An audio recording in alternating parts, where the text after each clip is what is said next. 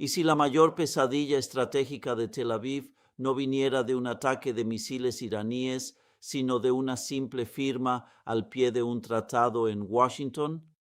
Bienvenidos a todos al canal. Mientras la atención mundial permanece clavada en los enfrentamientos navales del Estrecho de Hormuz y los ataques cruzados en Oriente Medio, una posibilidad entre bastidores inquieta al máximo al Estado Mayor israelí: el bosquejo de un acuerdo pragmático de desescalada entre Estados Unidos e Irán. En busca de una estabilización de los precios de la energía y de un desenganche militar para concentrarse en Asia-Pacífico, Washington podría haberse tentado a sellar un compromiso con Teherán. Pero en este cálculo de suma cero, un acercamiento entre Irán y Estados Unidos corre el riesgo de dejar a Israel abandonado a su suerte. Este tipo de giro no es una novedad en la historia diplomática estadounidense. Cada vez que Washington ha tenido que arbitrar entre la estabilidad global de sus intereses económicos y las expectativas de seguridad de un aliado regional, se ha reproducido el mismo esquema. Un aliado de peso, convencido de ser irreemplazable, descubre de pronto que su centralidad estratégica nunca está garantizada, solo negociada continuamente. Lo vimos con Taiwán durante el acercamiento sino-estadounidense de los años 70. Lo vimos con los kurdos sirios en varias ocasiones desde 2018. El punto en común, un socio de terreno esencial mientras los intereses convergen, vuelve a ser una variable de ajuste en cuanto cambia el cálculo global. ¿Cuál es este escenario diplomático temido por Tel Aviv? ¿Por qué un acuerdo bilateral Estados Unidos-Irán modificaría la arquitectura de seguridad de Oriente Medio? ¿Y cómo reaccionaría Israel si se encontrara aislado frente al aparato militar iraní? Hay que plantear de entrada una precaución metodológica. Al momento de grabar este video, ningún texto de acuerdo ha sido firmado, ni siquiera presentado formalmente a las opiniones públicas de ambos lados. Lo que vamos a desarrollar es un escenario de política exterior fundamentado en lógicas de interés observables, no una predicción certera. Mantengan este matiz en mente a lo largo del análisis. Estamos razonando sobre tendencias de fondo, no sobre hechos consumados. También hay que entender por qué este tipo de escenario circula hoy en los círculos diplomáticos, incluso antes de oficializarse. Las negociaciones de esta envergadura nunca nacen de golpe. Son precedidas por meses, a veces años, de canales discretos, encuentros en Omán o Qatar, mensajes transmitidos por intermediarios diplomáticos, señales enviadas públicamente en pequeños toques durante conferencias internacionales. Este ballet discreto deja huellas que las cancillerías y los periodistas especializados saben leer, incluso en ausencia de anuncios oficiales. Es precisamente esta acumulación de indicios convergentes, más que una filtración única y espectacular, lo que hoy alimenta las inquietudes del establishment de seguridad israelí. Para entender la mecánica de este escenario, hay que observar las prioridades estratégicas de la Casa Blanca. Prioridad energética y electoral. El aumento constante del precio del barril y el riesgo de parálisis del comercio marítimo pesan fuertemente sobre la política interna estadounidense. Garantizar la libre circulación por el estrecho de Hormuz es la prioridad absoluta de los tomadores de decisiones económicas en Washington. Para medir la magnitud de este asunto, hay que recordar una cifra simple. Casi una quinta parte del petróleo consumido diariamente en el mundo transita por este cuello de botella de apenas 33 kilómetros de ancho en su punto más estrecho. Cualquier cierre, incluso parcial y temporal, no solo se traduce en un aumento del precio en el surtidor, se repercute en cuestión de semanas sobre la inflación alimentaria, sobre el costo del transporte, indicadores macroeconómicos directamente vigilados por el electorado estadounidense de cara a cada ciclo electoral. Un presidente, sea quien sea, sabe que la memoria corta de los electores sobre cuestiones de política exterior lejana se borra rápido frente a la memoria larga del precio de la gasolina. Esta presión no es solo económica, también es psicológica para los propios tomadores de decisiones. Los equipos de seguridad nacional, confrontados permanentemente con escenarios de escalada en el estrecho, desarrollan lo que los especialistas en toma de decisiones llaman fatiga de riesgo. A fuerza de gestionar incidentes repetidos, roces entre buques de guerra, disparos de advertencia, drones interceptados, la tentación de estabilizar a toda costa se vuelve más fuerte que la voluntad de mantener una línea dura a largo plazo. Es un mecanismo bien documentado en la literatura sobre gestión de crisis. Cuanto más tiempo pasa una administración gestionando la urgencia, más inclinada está a aceptar un compromiso imperfecto en lugar de prolongar la incertidumbre. El pacto de no agresión focalizado, un acuerdo Estados Unidos. Irán no buscaría resolver todas las tensiones regionales, sino que descansaría en un trueque simple: el alivio de ciertas sanciones petroleras y financieras a cambio del cese de los ataques iraníes contra bases estadounidenses y buques bajo pabellón estadounidense. Este tipo de acuerdo estrecho y transaccional tiene un precedente conceptual: los acuerdos SALT entre Washington y Moscú en plena Guerra Fría. Esos textos no pretendían resolver el antagonismo ideológico entre los dos bloques, ni poner fin a las guerras por procuración en África o Asia.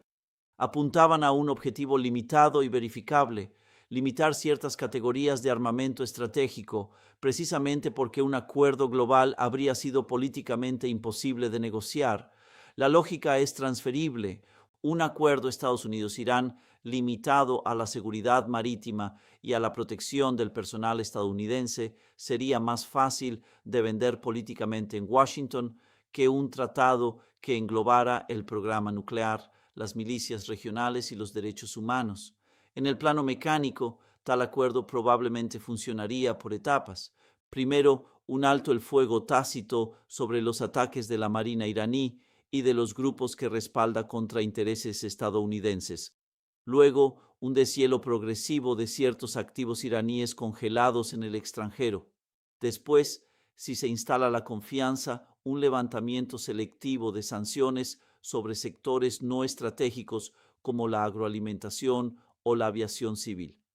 Cada etapa estaría diseñada para permanecer reversible, lo cual permitiría a Washington presentar el acuerdo no como una reconciliación, sino como una gestión de riesgo estrictamente controlada. La arquitectura técnica de las sanciones en sí merece detallarse, porque explica por qué este tipo de desescalada progresiva es concretamente posible sin voto del Congreso.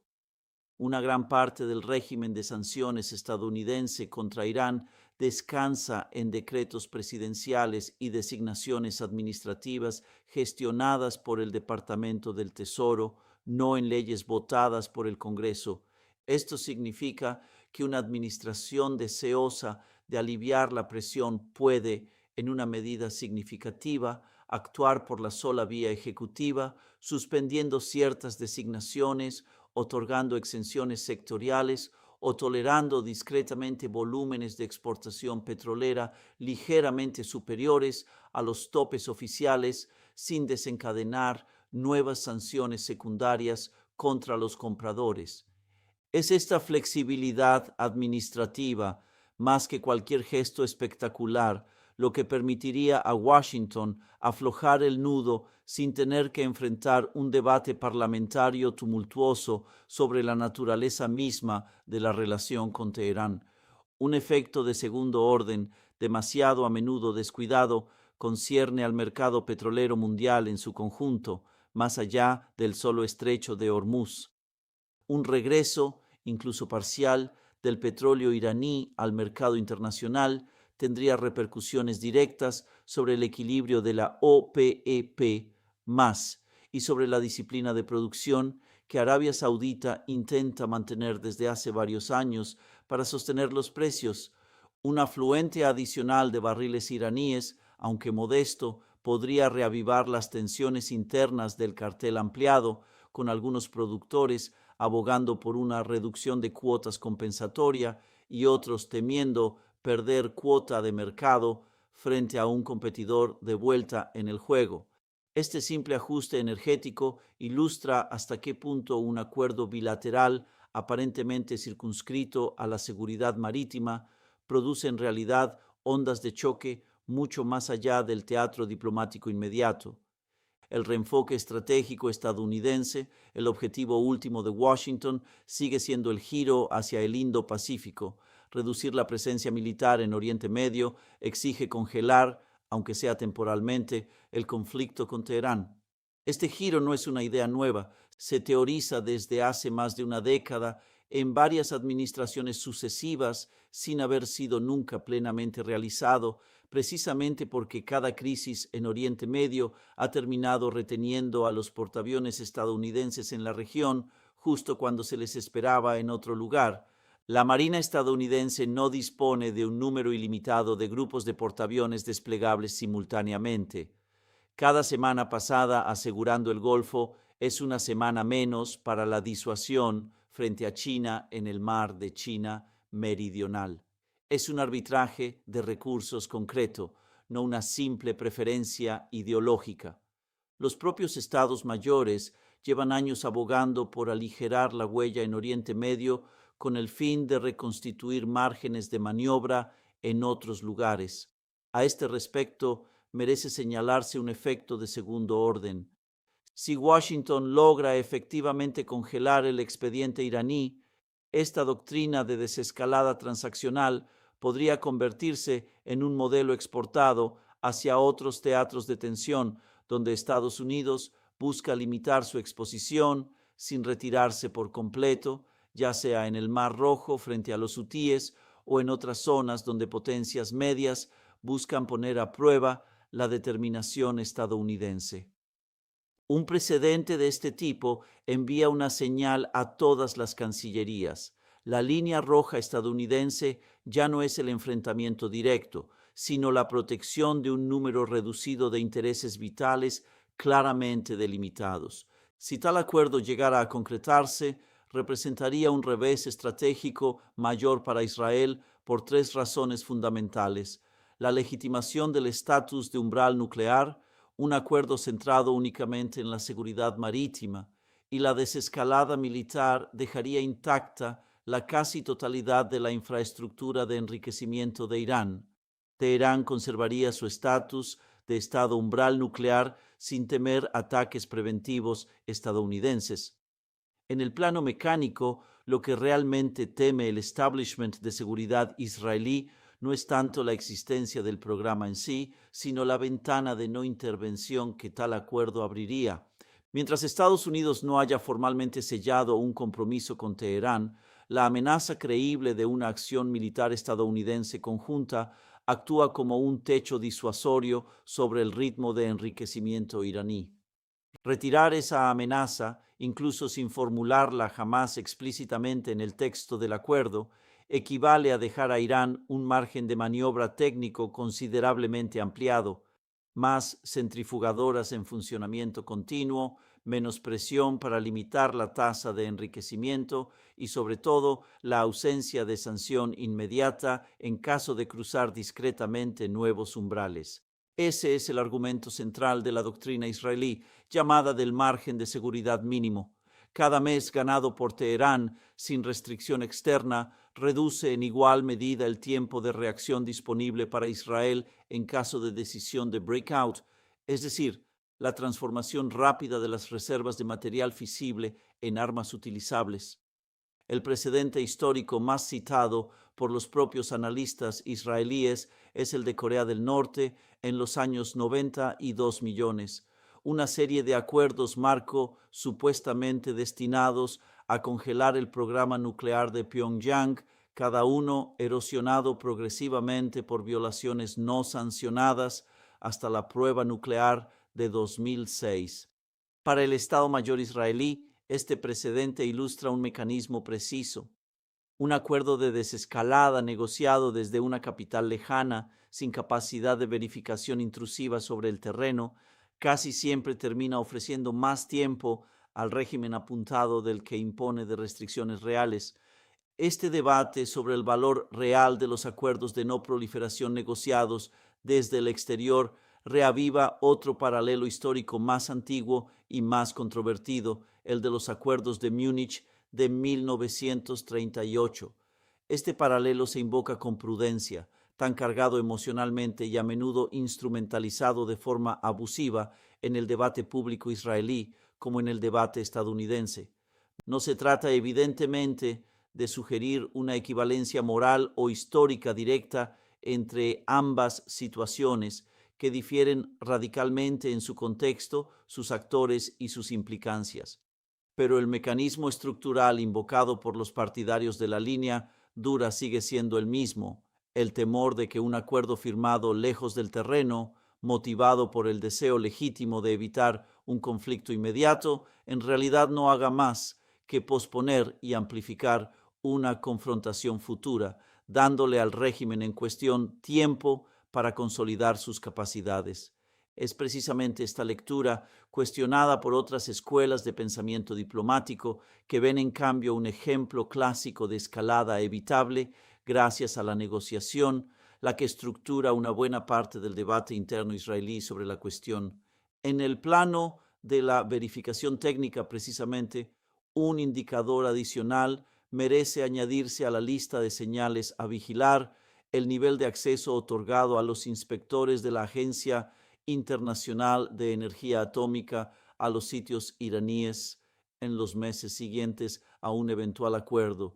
Un acuerdo de desescalada que no viniera acompañado de un refuerzo concreto y verificable del régimen de inspección, en lugar de simples declaraciones de intención, sería interpretado por casi todos los analistas de no proliferación, israelíes o no, como una señal fuerte de que el acuerdo privilegia la estabilidad inmediata en detrimento de la transparencia a largo plazo sobre las capacidades nucleares reales. El mantenimiento del cinturón de misiles al negociar por separado, Estados Unidos no obligaría a Irán a desmantelar sus redes de proxies regionales, Hezbollah, hutíes, milicias en Irak. Israel se encontraría solo frente a esta amenaza integrada en sus fronteras. Esta arquitectura de proxies no es una simple red de aliados ideológicos, constituye en la jerga militar israelí un cerco de baja intensidad diseñado precisamente para nunca cruzar el umbral que desencadenaría una represalia masiva y unificada. Hezbollah al norte, las milicias chiitas en Irak y Siria al este, los hutíes al sur, vía el Mar Rojo.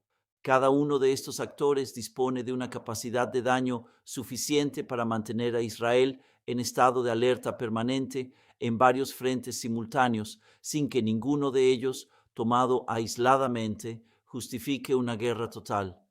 Un acuerdo Estados Unidos-Irán que dejara intacta esta arquitectura equivaldría, desde el punto de vista israelí, a santuarizar la herramienta de presión más eficaz de la que dispone Irán, la que casi no le cuesta nada al propio Irán, ya que descansa en fuerzas suplentes más que en el ejército iraní regular.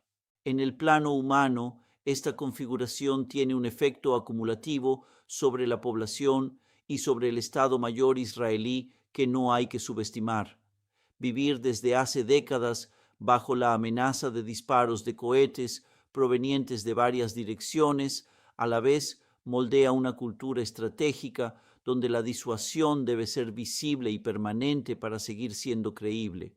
Cualquier percepción de retirada del apoyo estadounidense, incluso simbólica, corre el riesgo de interpretarse internamente no como un ajuste diplomático técnico, sino como una señal de vulnerabilidad con consecuencias directas sobre la moral de los reservistas, sobre la confianza hacia el mando político y potencialmente sobre los debates internos en torno al servicio militar obligatorio, ya fuente de tensión social mayor en Israel.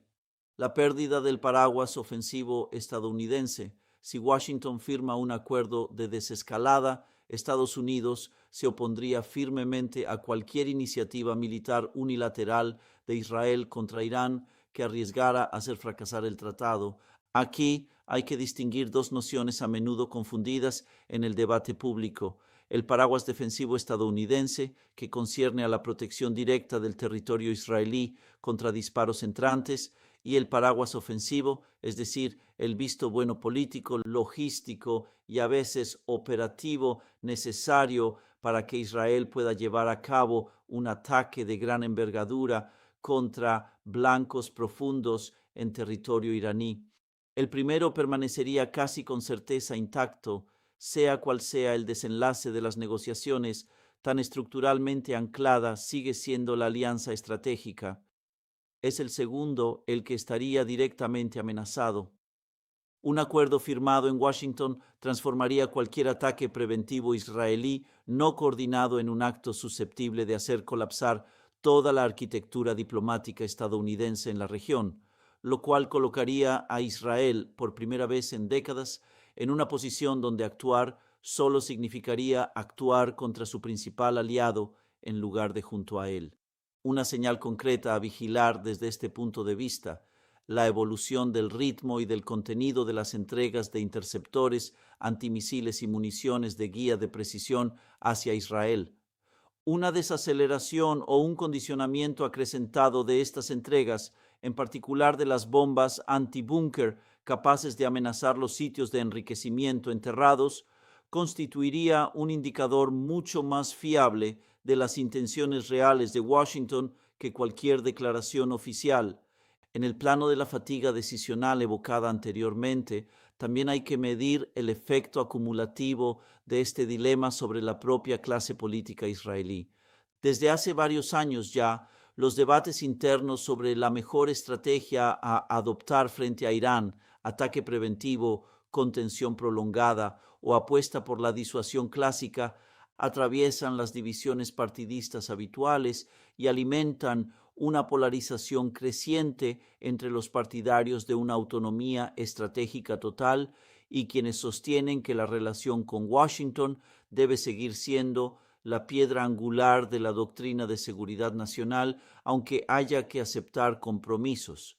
Un acuerdo Estados Unidos-Irán percibido como una repudiación no haría más que exacerbar esta fractura interna, con cada bando político buscando instrumentalizar el evento para afianzar su propia visión de lo que debe ser la soberanía estratégica de Israel en las próximas décadas. Privado de la garantía de una intervención estadounidense a su lado, ¿cuál sería la elección de Israel? La doctrina de la acción autónoma. Israel siempre ha mantenido que su seguridad última no dependería de ninguna potencia extranjera. Frente a un acuerdo percibido como una amenaza existencial, Tel Aviv podría verse obligado a intensificar sus operaciones de guerra en las sombras o a ejecutar ataques preventivos autónomos contra los blancos más críticos. Esta doctrina, a menudo resumida por la fórmula atribuida a varias generaciones de dirigentes israelíes, según la cual Israel debe poder defenderse por sus propios medios, encuentra su origen en un precedente fundador: el ataque unilateral de 1981 contra el reactor de Osirak, llevado a cabo sin luz verde estadounidense previa, contra la voluntad explícita de Washington en la época. Este precedente moldeó duraderamente la cultura estratégica israelí. La convicción de que la historia retrospectivamente a menudo valida la acción preventiva, incluso cuando es condenada en el momento por sus aliados más cercanos. Un escenario comparable aplicado al expediente iraní actual implicaría, sin embargo, un nivel de complejidad operativa sin comparación. Los sitios nucleares iraníes están hoy dispersos, enterrados bajo decenas de metros de roca y concreto y protegidos por defensas antiaéreas mucho más densas de lo que era el reactor iraquí aislado de 1981. En el plano mecánico, precisamente, un ataque autónomo israelí se toparía con varias restricciones concretas. La distancia entre las bases aéreas israelíes y los principales sitios de enriquecimiento iraníes implica un reabastecimiento en vuelo complejo, generalmente sobre espacios aéreos de terceros, cuyo sobrevuelo requiere ya sea una autorización discreta, ya sea una violación asumida de la soberanía aérea de estados vecinos. La profundidad de enterramiento de ciertas instalaciones, en particular el sitio de Fordow, excavado en una montaña, exige municiones antibúnker, cuyas reservas más eficaces dependen precisamente del arsenal estadounidense, ese mismo que Washington podría elegir no seguir entregando una vez firmado el acuerdo. Dicho de otro modo, la capacidad operativa de Israel para actuar solo sigue siendo paradójicamente en parte tributaria del mismo socio del cual buscaría emanciparse políticamente. En el plano del matiz epistémico, es importante recordar que las estimaciones públicas sobre el plazo real necesario para que Irán alcance un umbral de breakout varían considerablemente según las fuentes, agencias de inteligencia occidentales, informes del OIEA o evaluaciones de institutos especializados independientes, y ya han sido revisadas en varias ocasiones en el pasado, tanto en un sentido como en el otro.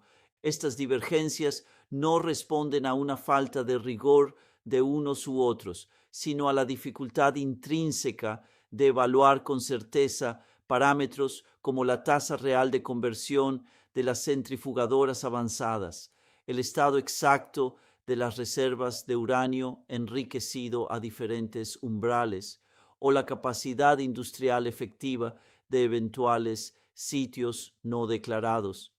Todo análisis, incluido el que desarrollamos aquí, debe entonces integrar un margen de incertidumbre significativo sobre el calendario preciso, aunque la tendencia general de acumulación de capacidad no esté en debate entre los distintos observadores. La ruptura de los acuerdos de Abraham, un acercamiento estadounidense con Irán, también obligaría a las monarquías del Golfo a reevaluar su postura de seguridad, vacilando entre la normalización con Israel y una neutralidad prudente frente a Teherán. Este efecto de segundo orden merece desarrollarse porque supera ampliamente el solo teatro israelí-iraní. Las monarquías firmantes de los acuerdos de Abraham, Emiratos Árabes Unidos y Bahrein a la cabeza, fundamentaron su acercamiento con Israel en un cálculo de seguridad compartido frente a la amenaza iraní, percibida como común. Si Washington neutraliza unilateralmente esa amenaza por la vía diplomática, la principal justificación estratégica de la normalización con Israel se debilita mecánicamente. Estas monarquías, cuya economía depende ampliamente de la inversión extranjera y de una imagen de estabilidad regional, podrían entonces verse tentadas a reequilibrar discretamente sus relaciones, manteniendo la normalización formal con Israel mientras intensifican en paralelo canales económicos y diplomáticos directos con Teherán, una estrategia de cobertura clásica en relaciones internacionales que consiste en nunca poner todos los huevos estratégicos en la misma canasta.